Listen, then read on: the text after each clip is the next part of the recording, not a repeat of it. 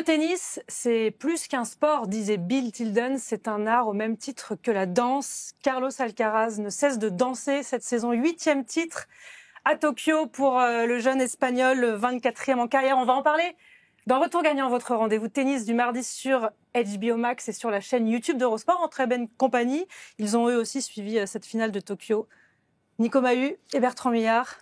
Salut Anne. C'était un sacré match, on s'est régalé. Émission spéciale, t-shirt specials bien sûr. Le ska, le revival ska des années 80.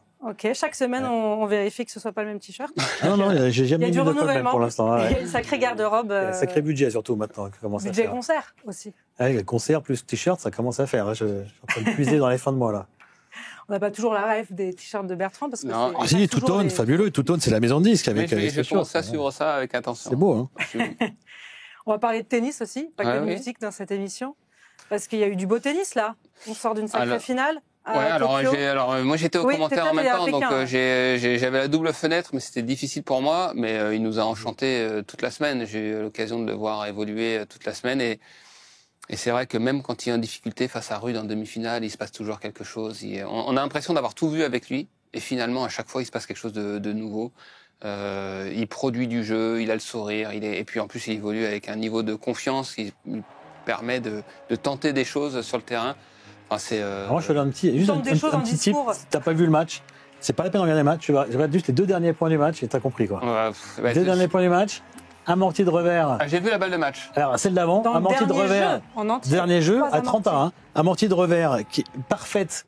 Effet sortant, donc gagnante, largement gagnante, et 40-30 la même en coup droit. C'était sa 9e finale consécutive à Carlos Alcaraz depuis Monte-Carlo, la 10e cette saison, puisqu'il y avait eu Rotterdam avant. Il égale Rafael Nadal dans les chiffres sur ces finales consécutives réussies par plusieurs joueurs. Nadal l'avait fait en 2013, 9 finales de suite. C'est le premier joueur depuis Nadal aussi en 2017 à atteindre 10 finales en une saison. Il y a un sacré record à aller chercher quand même, co-détenu par Roger Federer et Novak Djokovic qui avaient fait 17 finales de suite. Ouais. On se dit, il y a une erreur, mais non. Alors Federer, c'était vraiment le Federer Prime, 2005-2006. Et puis Djoko, 2015-2016, 10 ans après. Djoko, on ne sait pas à quel moment il est Prime, en fait. Il y a eu plusieurs phases. 2010-2011, c'était pas mal aussi. On va dire que c'est avant son seul trou d'air dans sa carrière. C'est-à-dire après sa victoire 2017, à Roland. Après sa victoire à Roland. C'est vrai que là, on est en train de dire que c'est exceptionnel parce que à 22 ans, c'est exceptionnel. Alcaraz.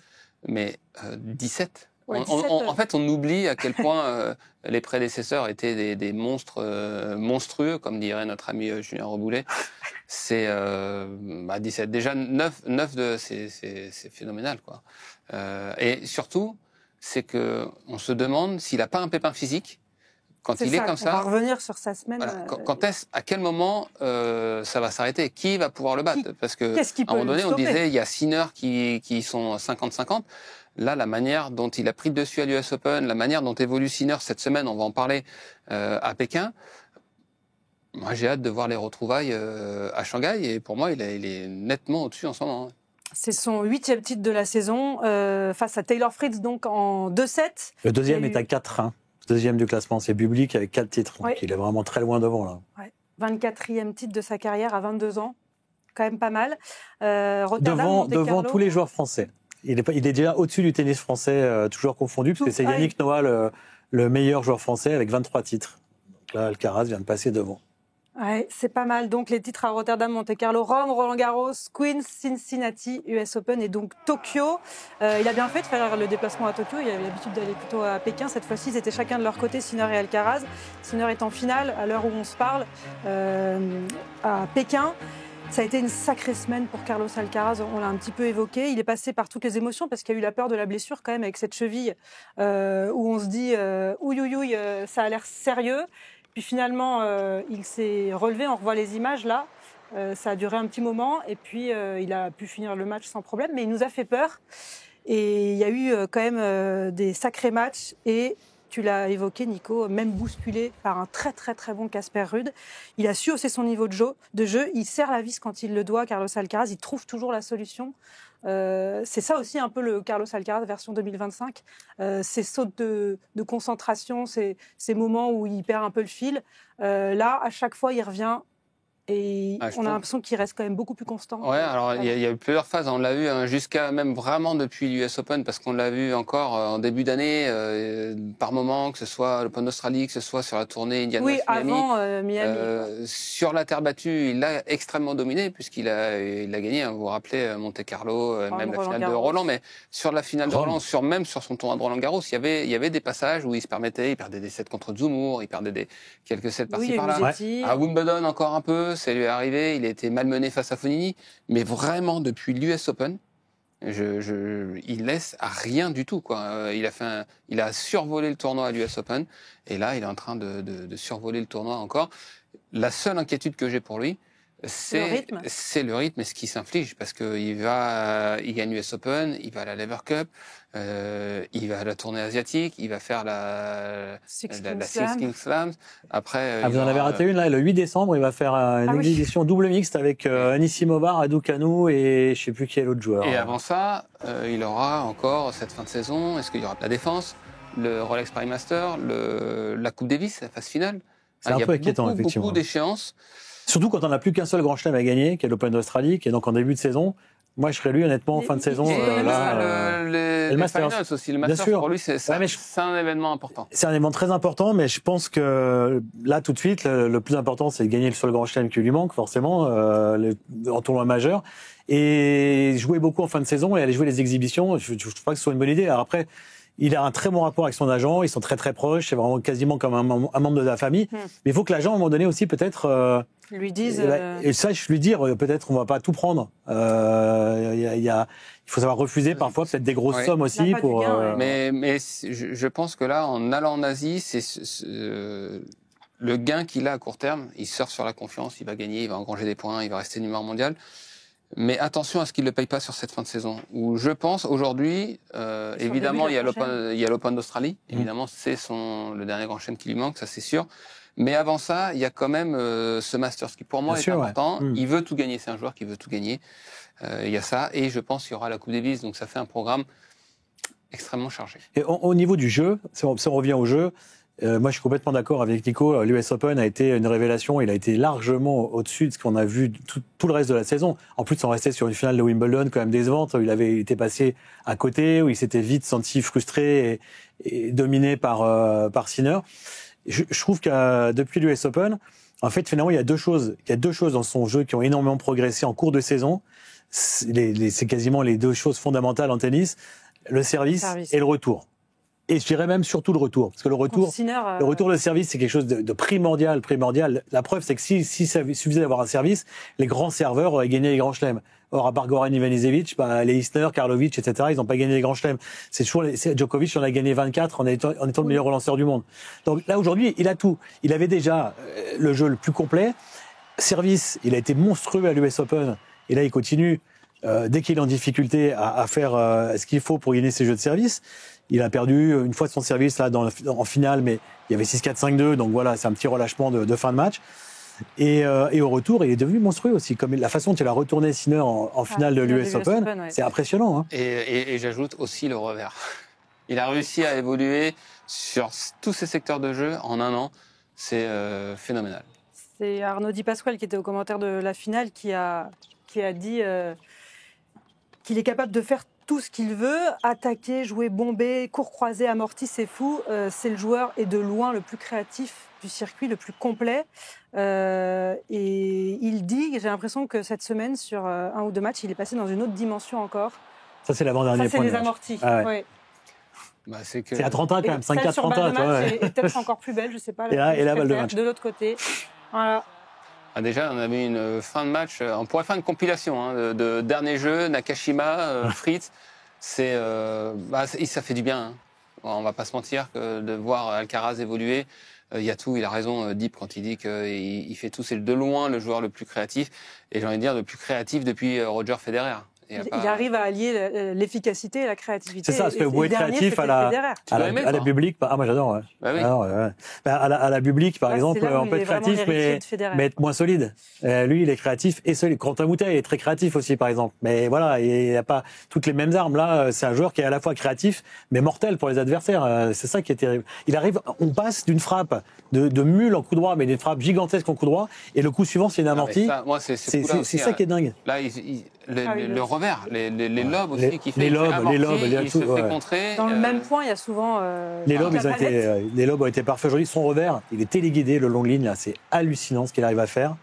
Parfois, je disais, on a l'impression d'un joueur de jeu vidéo aujourd'hui. C'est-à-dire que dans le jeu vidéo, il n'y a pas trop d'approximation. Soit vous ratez complètement à côté de la balle, ou alors le coup il est parfait. Mais là, lui, c'est pareil. Tous les coups, ils sont téléguidés. Les revers long ligne qu'il a fait aujourd'hui contre Fritz, c'est impressionnant. Les croisés, pareil. Le son aussi à chaque frappe, impressionnant. Et c'est un mélange de puissance énorme et de douceur. Il arrive à caresser la balle juste après avoir mis un énorme parpaing, quoi. Ça aussi, c'est dingue. Et meilleur volleyeur du circuit, probablement également. Hein. Ouais. Actuellement. Oui, ça va avec, la créativité, le petit jeu, la main. Il avait l'habitude de pas très bien finir les saisons, Carlos Alcaraz. Là, alors, le début de saison est moyen. C'est le début qu'il a du mal au début à commencer la saison. À l'Australie, il a fait mieux que Carl. N'oubliez pas, il gagne Pékin en faisant une finale excellente. Oui, bien sûr. Oui. Donc là, on va voir. Moi, ce qui m'intéresse, ça va être de voir dans quel état il va être sur l'indoor en rentrant de l'Asie. Sur la tournée pour moi, européenne, ça va être très révélateur entre le Rolex Paris Masters et le Masters qui va suivre à Turin. Ça va être vraiment très intéressant de voir à quel niveau il va évoluer. Après une exhibe de double mixte le 8 décembre à Miami. À Miami encore, avec Fonseca. Bon, ok, c'est une exhibe, c'est un double mixte, ça ne prend pas beaucoup d'énergie. Mais c'est à Miami, c'est encore un voyage, c'est encore un changement de fuseau horaire, etc. Parce que le Masters, c'est à Turin. Ouais, non, mais c'est après. Décembre, il est en vacances normalement. Oui. C'est le moment où il est en vacances et là il va jouer à Miami pour aller retourner en Australie derrière. Enfin, bon, moi je trouve ça. C'est pas la première année, il a souvent fait des exhibes. À un moment donné, là il a que 22 ans, mais à un moment donné, s'il gagne pas l'Open d'Australie, il faudra qu'il se pose la question quand même de faire une vraie coupure en fin de saison. Pour l'instant, il est annoncé. Est-ce qu'il va y aller? Où ça? Dans l'exhibe? À Miami. Ils sortent les affiches, c'est difficile de dire non après. Ouais. Surtout qu'ils sont que 4 là. C'est pas. Il manque un joueur. On verra. Nico, en stand-by peut-être pour un double mixte. Je vais bien prendre un dixième de son cachet, ça m'ira très bien. Nico qui avait remporté le tournoi de Tokyo en double avec Édouard Roger-Vasselin. Il y a quelques années, en 2019. Édouard Roger-Vasselin qui vient de gagner Tokyo. Et c'est important parce que j'ai parlé de palmarès en simple tout à l'heure, mais là, on a un monsieur ici qui a le plus gros palmarès en double français, mais de très loin, 37 titres. Numéro 1, et Édouard Roger-Vasselin passe seul deuxième. Il était à égalité avec Guy Forget, et maintenant 29 titres. Il est deuxième tout seul. Surtout qu'il se rapproche vraiment d'une qualification. Ah oui, Masters, exactement, avec Hugo Nice, monégasque. Alors, on a parlé d'Alcaraz, on va parler de son pendant qui était à Pékin, Yannick Sinner. C'est pas terminé ce tournoi à l'heure où on se parle. Il va jouer sa 7e finale en 8 tournois à Pékin. Mais après 65 semaines passées à la place de numéro 1, Yannick Sinner a cédé son trône à l'US Open en même temps que le titre à Carlos Alcaraz. Et il a eu un constat, l'Italien, juste après cette finale. C'était la nécessité de faire évoluer son jeu pour répondre à l'énigme Alcaraz qu'il a évidemment beaucoup battu. 7 victoires à 1 sur les 8 derniers affrontements. Service volé nous fait une petite analyse de ces changements nécessaires ou pas pour Yannick Sinner. Et on en reparle juste après, vous allez voir, c'est très intéressant. On peut dire que la défaite de Yannick Sinner en finale de l'US Open lui a fait mal au crâne. Après 65 semaines à la place de numéro 1 mondial, sans discontinuer, l'Italien s'est vu confisquer son accessite par Carlos Alcaraz. Mais pire que ça, l'Espagnol a enchaîné un 7-1 sur les 8 dernières confrontations, l'a délogé de sa place de numéro 1 mondial et surtout a semé le doute dans la tête de l'Italien. Et dès la conférence de presse post-finale, Sinner a promis du changement. Je vais essayer, même si ça veut dire perdre certains matchs, de faire des changements, d'être un joueur plus imprévisible, parce que je pense que c'est ce que je dois faire pour être un meilleur joueur de tennis. Avant de préciser, je vais changer 2 ou 3 choses au service, des petits détails qui peuvent faire une grande différence. Tiens, en parlant de service, sur les données brutes, Sinner apparaît comme le 3e meilleur serveur du circuit sur le site de l'ATP sur les 52 dernières semaines. Il est celui qui protège le mieux ses jeux de service, vous le voyez, et celui qui possède le meilleur pourcentage derrière sa seconde. Mais quand on regarde dans le détail, une statistique intrigante nous saute au visage. L'Italien ne possède que le 54e meilleur pourcentage de première balle sur le circuit, c'est fou. Et ça fait tout de suite écho à son pourcentage catastrophique en finale de l'US Open qu'il avait soumis aux agressions constantes d'Alcaraz. En carrière, et si l'on compare avec ses deux rivaux du moment, Sinner doit chercher à améliorer ce pourcentage de 3 ou 4%. Au niveau de son service, on a vu d'ailleurs de très légères modifications à Pékin. Sinner travaille son relais d'appui avec un pied droit un peu plus écarté qu'à l'US Open dans la phase de préparation et une position un peu moins de face afin de bénéficier d'une meilleure rotation sur la deuxième partie de son geste. Le geste, on le sent, est davantage décortiqué et l'idée c'est vraiment de passer un maximum de premières balles quitte à servir 15 à 20 km/h de moins qu'habituellement. De façon plus ostentatoire, on a vu Sinner saupoudrer son jeu de petites fantaisies inhabituelles. Contre Cilic, Sinner a tenté quelques services volés quand le score était confortable avec un succès, disons-le, quand même assez relatif. Même chose pour ce retour volé dans le deuxième set conclu par une volée next-gen watch. Ah, ça fait mal. Contre Atman, l'Italien a spammé les amortis sans trop de succès, s'est régulièrement empêtré dans des services volés mal exécutés qui ont fini d'ailleurs par l'agacer et a même tenté cette montée à contre-temps sur balle de break, heureusement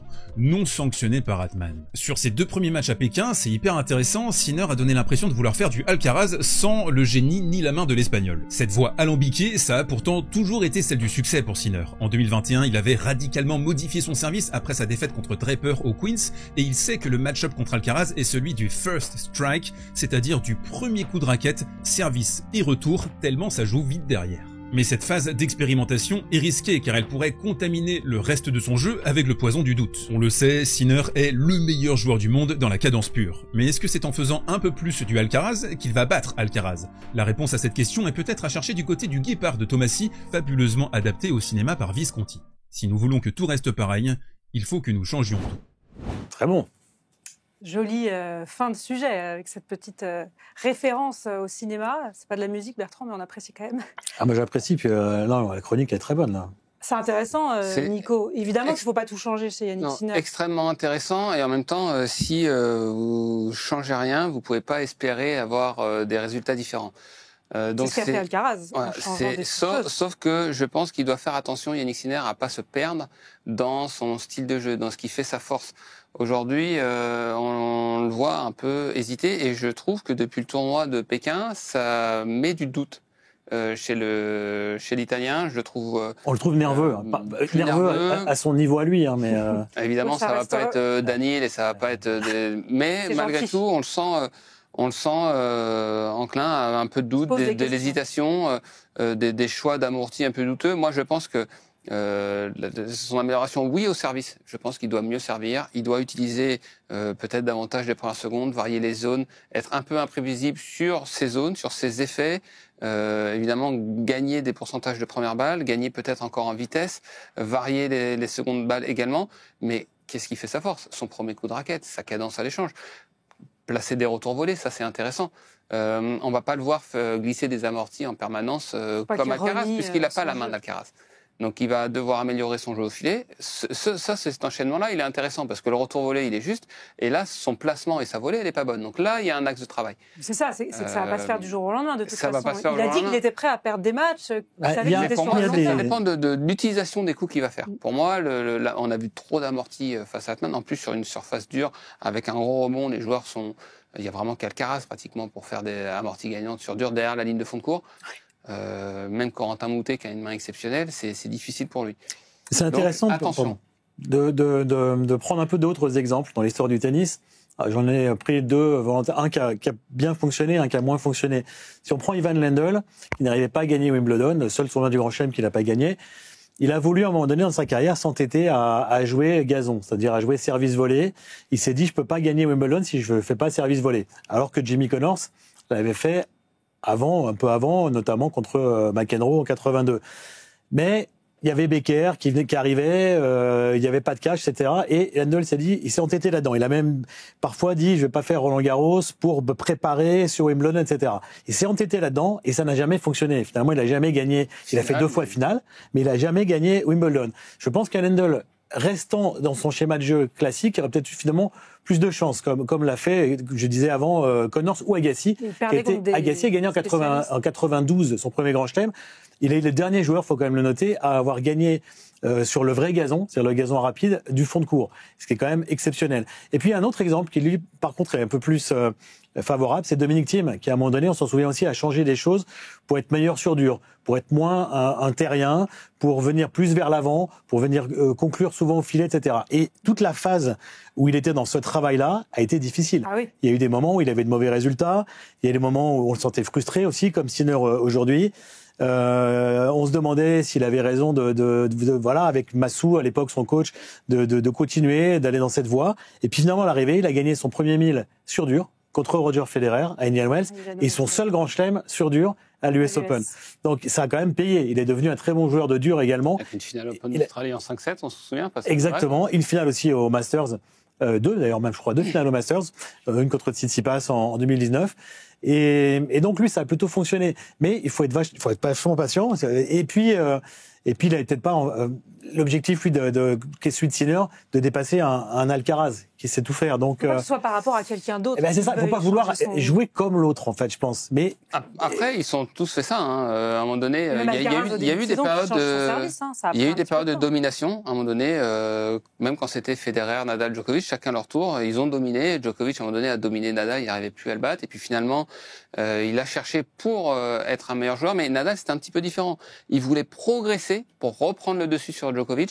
Là, Sinner, il est omnubilé. Il voit qu'il perd que contre Alcaraz, pratiquement. Oui, c'est ça. Qu'est-ce que je vais faire pour battre ce joueur-là? Oui, et ça, c'est pas la bonne Donc, c'est un peu une démarche, je pense, qui doit être dans une phase de progression, de voir quel joueur le plus accompli, il peut devenir. Attention, le style de jeu, ça reste très important.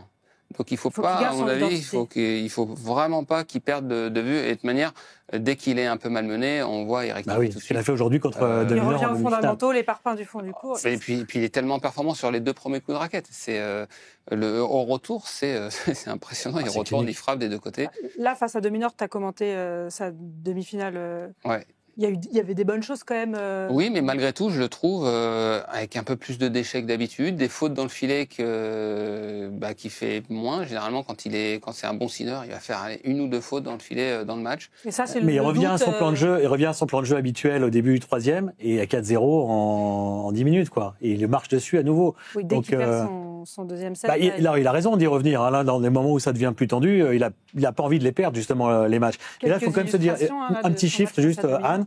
Sur les 25 dernières confrontations de Sinner avec le top 10, il est à 20-0 face à tous les joueurs et 0-5 face à Alcaraz. Ce coup-là, il est extrêmement intéressant parce que là, il est dans une intention de créativité. Il est dans le terrain, il a plusieurs options et là, il choisit l'option dans le contre-pied. Pardon, il n'est pas à 0-5 contre Alcaraz, mais il a les 5 défaites qu'il a sont toutes contre Alcaraz. Oui. C'est-à-dire qu'il a aucune défaite contre un autre joueur du top 10 depuis c'est pour ça que c'est lui qui le Cincinnati l'année dernière, je crois. Parce que contre tout le reste du circuit, il a une marge énorme, même en jouant moins bien, même en ayant du déchet. Bon, il a perdu son deuxième set seulement en 11 confrontations face à Dominor. C'est pas un joueur qui lui pose problème. Mais comme l'a dit Nico, en fait, Federer, Nadal, Djokovic, ils ont passé toute leur carrière à se faire progresser les uns les autres. Donc là, c'est pareil. Sinner bat Alcaraz à Wimbledon. On se dit, oulala, il sera imbattable sur dur. Vous vous souvenez, on a tous dit ça, il sera imbattable sur dur, c'est impossible.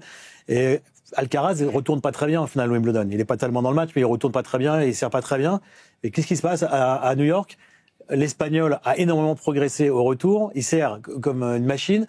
Et c'est lui qui gagne, finalement, en étant assez largement au-dessus dans la finale. Et là, qu'est-ce qui se passe? Sinner dit, j'ai perdu celle-là, il faut que je trouve un truc pour progresser. Ils vont faire que se tirer vers le haut l'un l'autre. Et je trouve terrible pour les autres derrière, parce qu'ils sont déjà loin, mais là... Là, l'écart se creuse. Là, c'est les coachs qui ont un gros rôle à jouer. Il a dû sans doute énormément travailler avec Juan Carlos Ferrero après cette défaite à Wimbledon face à Alcaraz. Bon, en tout cas, il y a une bataille de coach aussi. Ils l'ont beaucoup analysé, ce match. Et là, il va y avoir une bataille de coach, mais il va y avoir vraiment une... C'est différent parce que Alcaraz, j'ai l'impression qu'on peut lui dire va travailler ça, il va réussir à le faire. Il est capable de tout faire. Sinner, c'est un profil différent. Quand il va prendre sa semaine de repos à Ibiza, après il peut repartir. Et puis on se souvient quand même, on s'est tous posé la question à un moment donné dans le documentaire Netflix, est-ce que Ferrero a bien fait de bousculer Alcaraz? Je crois que là, avec le recul, on peut dire que c'était pas mal. Oui, mais on se posait la question. Est-ce que il a raison? Est-ce qu'ils sont sur un même onde? Il y a de la friction, etc. Au final, il n'a plus perdu un match. Quand Enzo Kouakou est venu nous voir, tu étais dans l'émission d'ailleurs, ici, son sparring partner, il nous disait quand même, c'est un peu comme Roger Federer. Là aussi un parallèle, il s'entraîne Voilà, et avec également tranquille, les échauffements. Assez tranquille. Et puis entre deux matchs sur un grand chelem, je veux dire, et parfois il écourte un petit peu, ou parfois il est un peu dans le ludique. Enfin, voilà, Sinner, je pense qu'il est jamais dans le ludique, dans son entraînement. Qui était à 100%. Ah ouais, voilà, ils sont pas pareils, tout simplement. Mais il faut justement, c'est pas parce qu'ils sont pas pareils que du coup, il faut justement que Sinner il respecte qui il est. Et qui apporte des petites touches de progression, mais pas de révolution à faire, selon moi. Des petites touches techniques et tactiques, mais c'est bien. On se souvient, au service, c'est intéressant, le sujet, sa position de l'écart, peut-être de la rotation, ça va le faire gagner quelques kilomètres heure, peut-être un pourcentage, mais ça va se jouer à ça. On se souvient quand même, Rafael Nadal, 2 semaines avant l'US Open, en 2010, il change de prise. Ouais. Il change de prise au service. Pour servir, il n'a jamais servi aussi bien. Donc, vraiment, ils sont capables, ces grands champions-là, de faire des évolutions comme ça, techniques. Personnellement, j'étais un joueur moyen, j'étais incapable de faire ça. On m'aurait dit, tu changes de prise, je n'aurais pas du tout été capable de servir. Donc, ces joueurs-là, ils sont capables. Mais attention, Nadal, il s'est jamais dit, je vais faire service volé à chaque fois, ou je vais faire des amortis tous les 2 points. Donc il faut être un peu prudent, et de toute manière il est suffisamment intelligent et puis il est tellement bien entouré. Vagnozzi, c'est un ancien joueur qui est coach, qui analyse tout très bien. Donc ils réussiront sur le long terme, je suis pas inquiet. C'est juste là, voilà, il y a un peu de panique, il voit qu'il a été dominé en finale de l'US Open, il perd sa place de numéro 1, il voit Alcaraz évoluer à un niveau si haut que forcément il y a aussi un peu de panique chez eux. Après, il n'y aura jamais une seule réponse. Un coup, ce sera l'un, un coup, ce sera l'autre. Là, effectivement, c'est un peu sur ce qui vient de se passer, mais si on regarde sur les 2 dernières années, ils ont gagné donc à eux deux les 8 grands chelems. Ils se les partagent. C'est 2-2 en 2024, 2-2 en 2025. Donc, il n'est pas largué par Alcaraz. Bon, en Australie, ils se sont pas joués, mais il a quand même gagné à Wimbledon face au double tenant du titre. Donc, il a des arguments, et je pense effectivement, il faut pas qu'il fasse la révolution dans son jeu. Là, il y a peut-être un peu de panique. Il va falloir qu'il remette tout ça. Le puzzle dans le bon ordre. Il y a encore du temps, Jannik Sinner. À Shanghai, on enchaîne. Après Pékin et Tokyo, ça a été une semaine riche. Dès mercredi, le Masters 1000 de Shanghai pour clore. Et la finale de Pékin en même temps. Et oui, on est un peu perdu. Le début, la fin de cette tournée asiatique à Shanghai. Le tirage au sort a été effectué ce lundi. Jannik Sinner va avoir un tableau un peu plus relevé. C'est le parcours théorique de Jannik Sinner, avec donc du Altmaier, Griekspoor, Bublik. Altmaier qui avait battu Roland Garros il y a 2 ans. Et puis voilà, après on retrouve Taylor Fritz et ce Novak Djokovic qui fait son retour à la compétition à Shanghai. Il y a des enjeux pour cette dernière étape de la tournée asiatique. Oui, il y a un enjeu très important à la rédaction. Il reste plus que 2 grands chelems pour aller au Masters, parce que nous aussi on fait le projet Florian Caloise, par exemple. Au mieux, qui est pas mieux. Concerné parce qu'il est numéro 1 mondial à la race. Non, je suis 3e. C'est Arnaud. Je suis 3e, c'est Arnaud Clément. Non, j'ai gagné non, j'ai brillé sur des grands chelems, mais je suis pas à la race. Non, je suis 3e. C'est l'inverse. Mais ma place au Masters est quasiment assurée, mais un Flo Caloise, par exemple, ou un Maxime Dupuis, ils vont devoir s'employer là sur la fin de saison. Même vous, Anne, vous n'êtes pas encore. Moi, je suis dans le ventre mou du tableau, on peut le dire. Il n'y a pas d'enjeu pour moi à Shanghai, donc. Et lui, il a fait que l'Open d'Australie, donc il peut faire les 2 derniers en roue libre et sans aucune pression. Je suis comme Novak. Moi, je vais faire gagner Novak à Shanghai. Parce que c'est le retour de Novak Djokovic. Et pour lui, il y a de l'enjeu aussi, puisque actuellement, Novak Djokovic, il est 5e au classement ATP, derrière Taylor Fritz, qui a repris des points avec cette finale à Tokyo.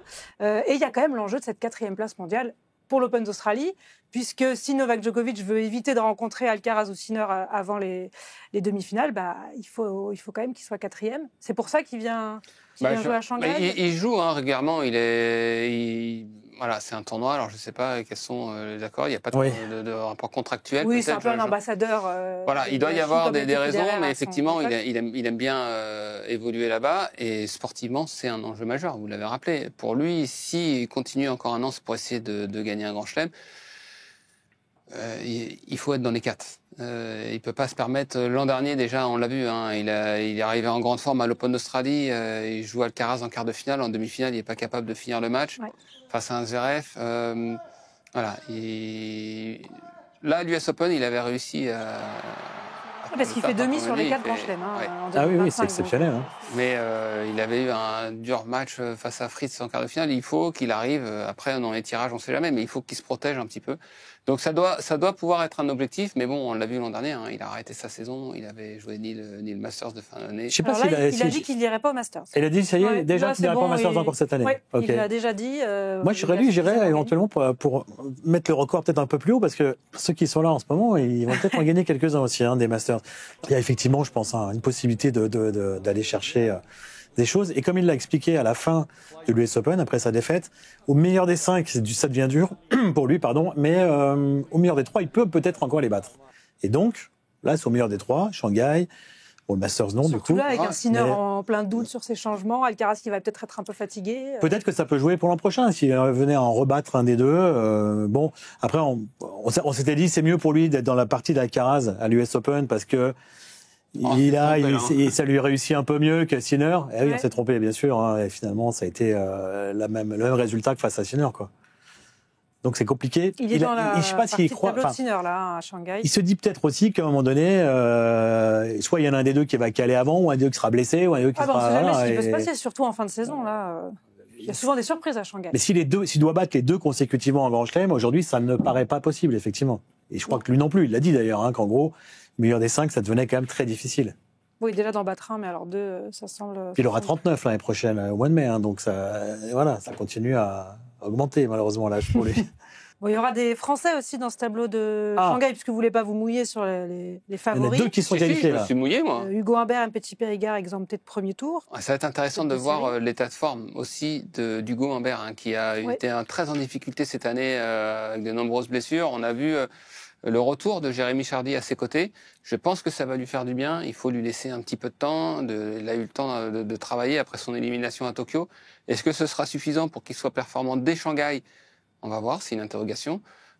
Aucun doute sur le fait qu'il revienne en grande forme, surtout sur l'indoor qui va arriver. Il doit aussi avoir en tête l'objectif de la Coupe Davis après. Donc c'est une fin de saison qui va être très intéressante pour Hugo. Là, savoir est-ce qu'il est déjà en forme, voilà, la question va se poser. Et puis en français, il y a Benjamin Bonzi qui arrive en grande forme. Ah qu'on a eu en direct tout à l'heure pendant notre match, donc au téléphone, mais après son double perdu, demi-finale de double perdu avec Griekspoor à Pékin. Oui, il y a deux Français qui se sont qualifiés aussi là aujourd'hui. Hugo Blanchet, qu'on a eu en retour gagnant il n'y a pas très longtemps. Est-ce qu'il s'est qualifié, Hugo Blanchet ? Oui, c'est passé sur le deuxième. Hugo Blanchet et Valentin Royer. Et c'est Maillot qui a perdu sur Tabilo. Valentin Royer qui enchaîne bien, qui se rapproche des 50 premiers. Finale à Chengdu, en grande progression. Oui. Et qui va, à mon avis, intégrer le top 50 prochainement. Incroyable, hein. Quelle saison. Entre Royer, Boyer, c'est pas facile. Il y en a deux Boyer, une présentatrice, un joueur qui est américain, qui a fait Tristan Boyer, et le cousin, et puis et Valentin Royer, là, c'est... on s'y perd. Il y a Arthur Cazot qui est présent aussi dans ce tableau de Shanghai. Qui joue bien aussi, Arthur. Fatman, qui a posé des problèmes à Yannick Sinner cette semaine à Pékin, il lui a pris un set. Il y a un bon contingent, beaucoup de joueurs en forme, gagnent des matchs.